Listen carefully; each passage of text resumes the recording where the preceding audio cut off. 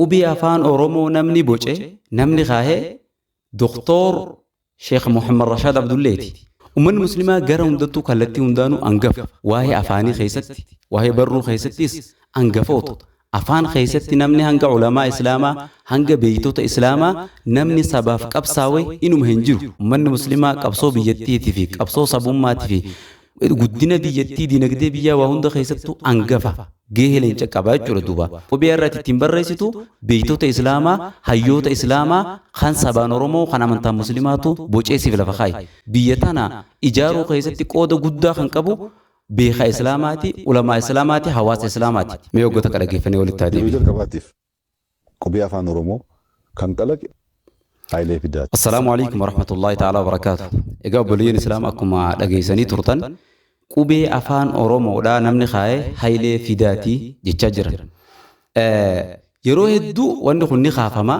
Qubee afaan oromoo namni boce namni kaa'ee doktor sheekh muhammad rashaad abdulleeti. Seenaan katabamtee lafa jirti. Seenaa rirmi nyaatu waan ta'eef akka doktor sheekh muhammad rashaad abdullee qubee afaan oromoo afaan laatinii irraa fudhatee kan hawaasni ittiin tajaajilamu kan hawaasni ittiin fayyadamu akka sheekh muhammad rashaad abdullee barreessee lafa kaa'ee sirna hamaa san keessatti yeroo dukkanaa san keessatti yeroo ziyaad barriin mootummaan Somaalee jiru keessatti akka doktor sheekh muhammad rashaad abdullee barreessee lafa kaa'ee ifa galaadha namni hundinuu ni beeka. Yeroo hedduu warroota sabummaa walitti takkaa kana waan na ajaa'ibirra maaliifi namni tokko yoonii fi waan bareedduu biyyattiidhaaf wanta gaarii sabaaf khalaqee uumee lafa kaayee yoonii fi dabre namni sun maqaan isaa maqaa muslimaa yoo ta'e maqaa Ahmad maqaa Muhammad nama salaatu nama qaalii rabbi godhu yoo ta'e maaliif achi dhiibuu barbaaddan? Maaliif waan haqaa dabsuu barbaaddan? Seenaa ukkaamsuu seenaa shiraan gara biraa baay'isuu maaliif yaaddan? Kuni gaafidha.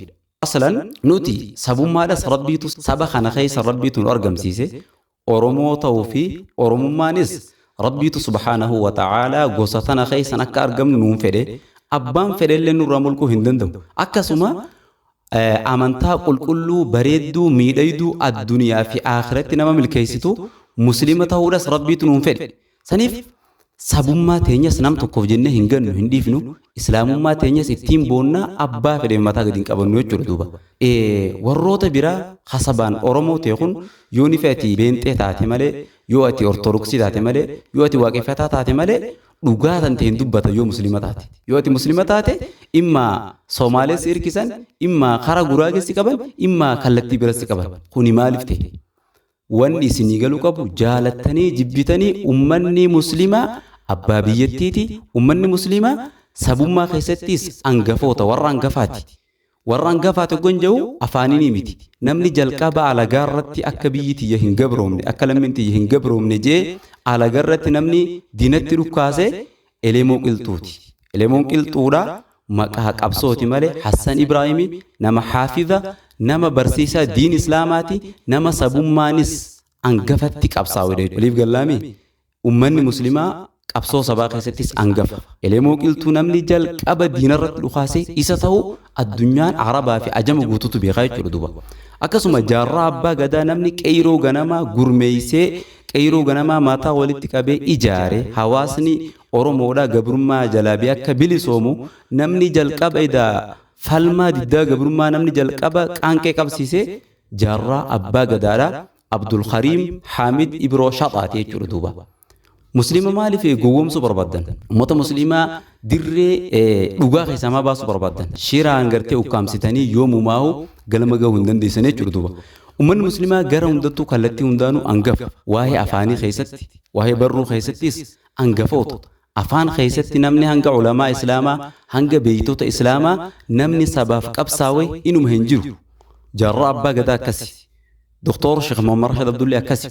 Akkasuma Sheekh Bakrii Sabaloo qubee afaan oromoo tana hawaasa oromootii fi biyyattii tana keessa fi ollaa biyya tanaa keessatti akka beekamtii argatumi. Saniifuu ummata muslimaa kallattii hundaanuu gaqqabuu xiqqeessuu seenaa isaanii ukkaamsuu dhoysuu hin yaadina.